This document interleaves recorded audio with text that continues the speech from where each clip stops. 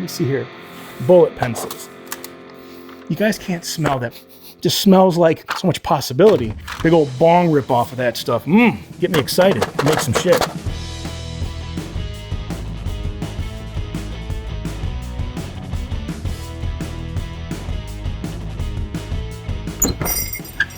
Skillshare's here.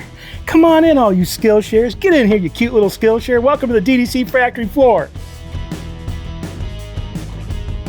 Hello there, Aaron Draplin here. We're in my backyard here in Portland, Oregon, 10 steps away from my house. What happens here is where I get to be creative and make a living and make stuff, where we store everything and, to accommodate any sort of project. Before, we were driving down to my little old studio, which was about 65 blocks. There's a thing called traffic. We were getting caught in this stuff and getting frustrated. And that's what kind of charged the whole sort of project to say, what if we went and built in our backyard? Based on the sort of like the blueprint that we got from an architect and an engineer and stuff. We knew where the stairs were going to be, we knew where the door was going to be, and we designed our entire experience around that. 1/3 is for me to work in, 2/3 is where we do all the merch. On a large level, it's a place to store everything, it's a place to get the order, it's a place to quickly, comfortably ship and fulfill the order. I know what it's like to go to a place where it's like a library or some super clean, design studio or something. That's just not realistic for the way I work. When I used to work up in Alaska in the summers, I shared the front living room with a dog. And that dog would push me off my little sliver. But it's like, I knew how to work with that. Before I worked in my backyard, I worked in my basement. I remember this guy saying something about, why do you want that to be so close to where you live? This is what I do with my life. These things can mesh. The basement was 10 steps away, and this is 10 steps away from where we sleep and watch some Netflix. I think all that stuff can have boundaries. When I leave this door, I'm done with this little world. You can work in your basement, you can work in your backyard, you can do these things, and let this be an example of it. So, welcome.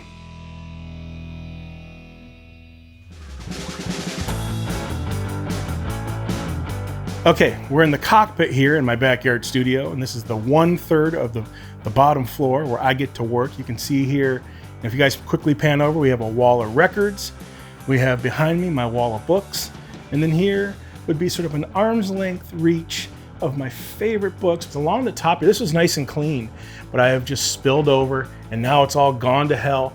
But these are little cool things that have just really, really grabbed me. My Rubik's Cube as a kid, some Lego stuff. There's look at all the spiders and shit living inside that Lego thing. This has been up there 4 or 5 years now. If this stuff came down to my desk level, there'd be no room for my arms or my hands or something.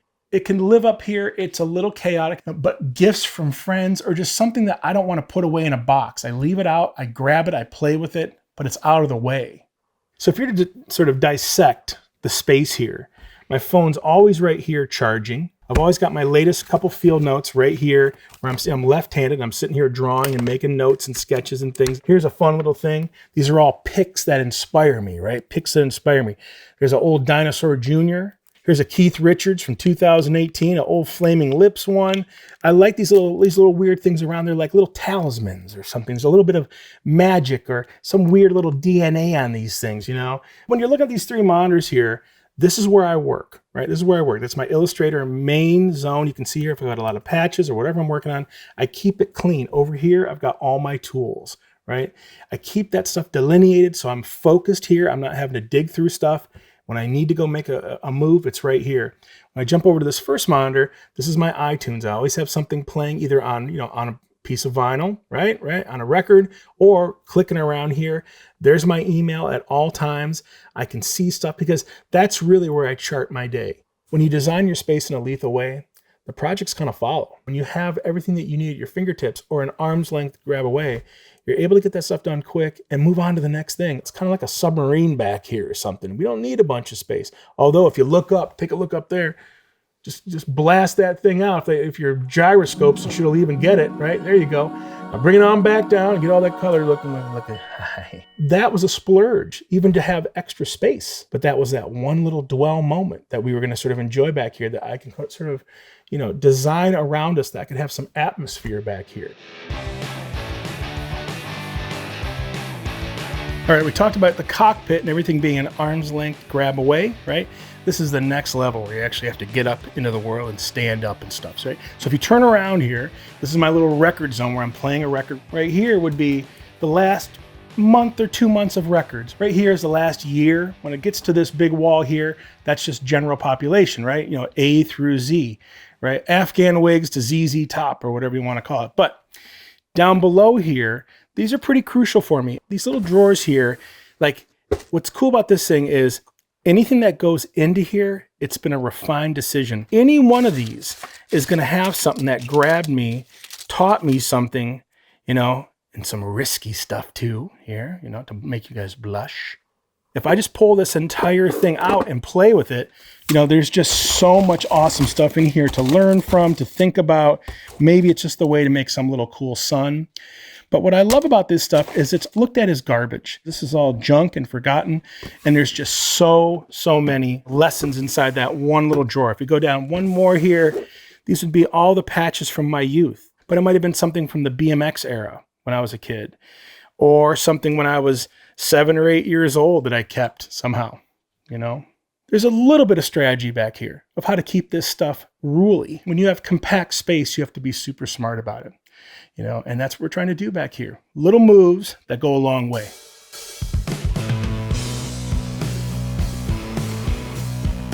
Okay, we have the record wall. Yes, it's all the records, but it's also the art. So going in over here into the Flamin' Lips section, I'm gonna grab the 3 here that really inspired me as a kid. So if we go all the way back to 1992, Hit to Death in the Future Head, just the color and the weird Futura use of the type and toilet seats and stuff. I mean, like this was like some of probably the first Photoshop I would have ever seen, where they were making things weirder and weirder. I mean, I don't know how they made this on the back here, but like if I have to say what's my favorite thing I saw as a kid, it was this. These are all records that I've actually designed. I got to do a bunch for the old 97s, all tiny creatures, a bunch of guys from Wisconsin, a bunch of Richmond Fontaines. This is an incredible record by Megaphon. It was all about just being super sparse, you know, and letting this sort of RGB little logo thing kind of go here and just allowing that type just to be beautiful and walk its way all the way through the packaging and stuff. So about a year ago, February of 2023, I got the call up to the big leagues to work for Mr. Stapleton again. I've done a lot of graphics and t-shirts and goodies and stickers and stuff for Chris over the years. Fast forward to this. This is his 5th record. Those other 4, I love those records. So when they made a record like this, the first pressing of this thing was something like 160 or 200,000 pieces of vinyl. For someone like me that's used to doing 1,000 or maybe 3,000 for the old 97s or 5,000 or whatever it's going to be, this was terrifying. It was 40 times the size of that. And then when you're Chris Stapleton and you're at that level, this was a Target exclusive color, but we had to think through every fold and flap, you know, from what it looked like when you pulled it out to the credits on the back to all the lyrics on the inside, all the way down to what the vinyl color looked like and how that reacted with some of the labels and things. We built it out and then it just explodes and it takes off. And before you know it, it's on your phone. It's in Times Square. It's in Target, Walmart, Amazon, things, stuff everywhere across the States, domestic, all the shit across Europe. He's at that level. And here's the coolest part about him. He's good to his roadies. You know, it's one thing to be a graphic designer and make a bunch of logos when people call me. Make projects, make records, make goodies. I think the biggest lesson I've learned is you can make your own stuff and sell your own stuff, right? And keep your prices fair. So that's what you're seeing here. You're seeing a big side of my business here that some people never even really know exists. So if you go on our site, you're going to see 360 items. And number one were just these, I call them a DDC action cap. Here are the first 2 models I made, right? Carhartt with some khaki mesh, orange patch, black on black, orange patch. 25, 30 years later, we're up to 365 things and always growing. Here's some new surf caps. Here's our general population hats. Those things are always growing and coming in and going and whatever. Right here is just stuff to build boxes with. When you get these nice pieces in, these little edges and stuff, save all this stuff, because when I go on the road and I need to use those things to reinforce a box of books, I go right to this little zone. So every little space here is considered. Nothing is overlooked. I'm really proud of that. This is our south wall, right? And this is where I keep all the latest field notes and some rare stuff, you know, junk and treasures and things, and then all my field notes archives from about 22 years now, right? So field notes, these things started in around 2002, 3, 4 or something. I made my first set somewhere around 2004 and handed them off to my buddy in Chicago, this guy named Jim Kudal, who was a proper adult, built it into the brand it is now, you know, with like a proper website, and it just sort of exploded into this cool thing that stayed small and lethal. You know, here's a foil set from our buddies that printed these guys, Studio on Fire out of St. Paul. Incredible printing shop with foil and all kinds of, every kind of finishing trick. These things just turned out incredible. Here's our most recent one from this gal named Emmy Star Brown, who just did these beautiful flora sets. You get 3 different books inside the little kit. We have the ability to move quick and have like a roller coaster of a ton of color, or wild printing processes, or right back down to our best-selling just craft brown. As we move on down the line, this next one right here, this is just all crazy packaging stuff. So if I pull a couple of these things out, you'll see it's just packed with things that remind me about color or form or the restraint of cleaner rifle. Let me take a little pull off that thing right now and just take the edge off. But see, there's really no value to any of this stuff, but maybe only to me. I don't want these things to be forgotten forever. Look how beautiful that little can is. It's a reminder that things can be like this and not have to look like some Microsoft packaging, with all due offense to Microsoft.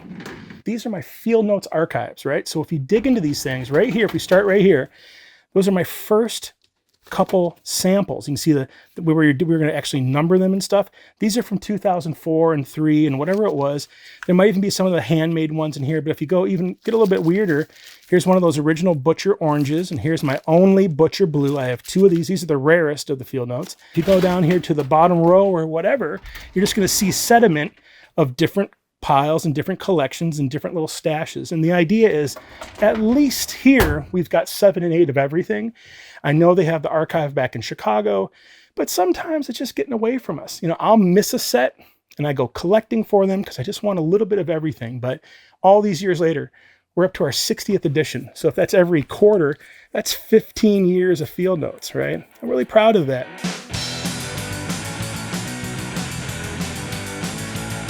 On this east wall, this is where we store all of our posters and stuff, right? We've got a bunch of patches, our patch archive, but these big industrial things, these are called flat files, blueprint files or map files or whatever. But here's the deal. It's a big drawer that holds flat stuff. So you pull this thing out, here's a Colorado poster hiding in here, right?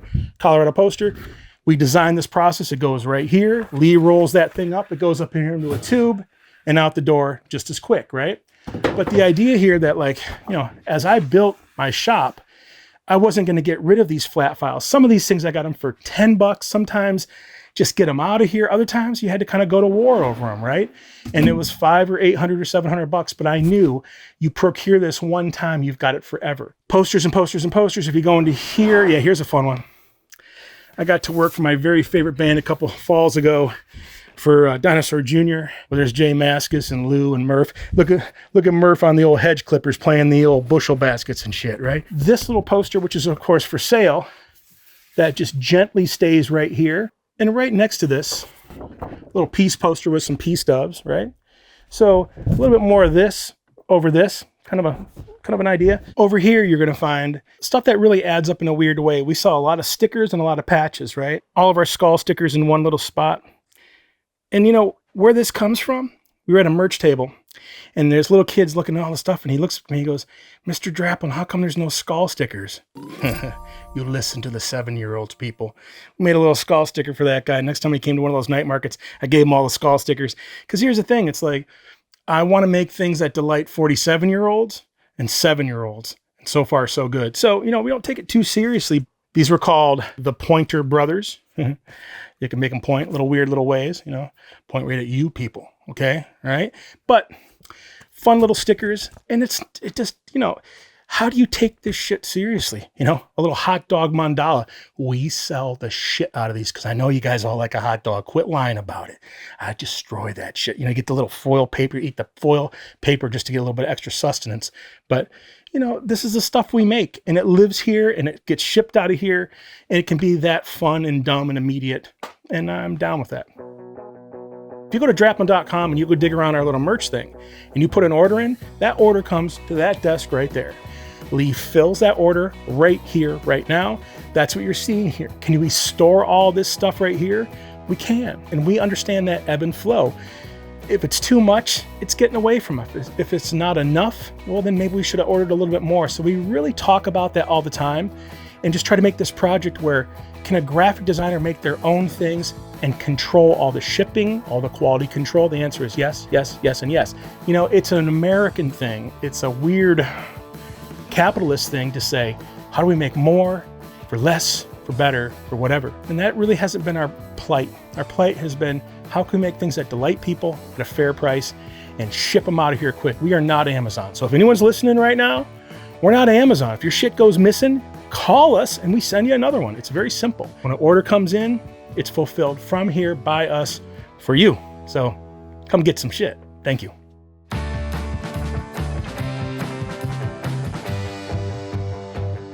That's the tour.